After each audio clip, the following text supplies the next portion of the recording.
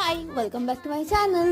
আজকে আমি বানাবো আমার নাইট ডিউটির জন্য ডিনার। তো আমি আজকে পাস্তা বানাচ্ছি। পাস্তাটা আমি হুইট পাস্তা নিয়েছি, ময়দার পাস্তা নিইনি।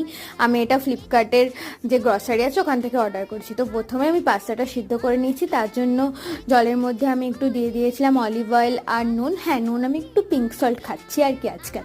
তো বাকি যা সবজিপাতি ছিল তা কেটে নিয়েছি, কিছুই নয়, পেঁয়াজ, টমেটো, একটু রেড বেল পেপার আর রসুন কুচি, কাঁচা লঙ্কা, দ্যাটস ইট।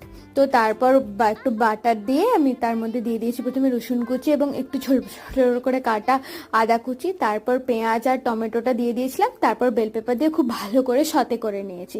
আচ্ছা, আমি একটা হোমমেড সসও বানিয়েছিলাম, টমেটো পিউরি, সেটা দিয়ে দিয়েছি। তারপর বেসিক যা মশলা লাগে সেগুলো দিয়ে দিয়েছি। আর তারপর অল্প করে একটু দিয়ে দিয়েছিলাম টমেটো সসও। তারপর পাস্তাটাকে ভালো করে দিয়ে মিক্স করে নিচ্ছি আর উপর থেকে দিয়ে দিয়েছি একটা চিজ। তো আমার পাস্তা রেডি। কেমন লাগলো তোমাদের ভিডিওটা অবশ্যই জানিও।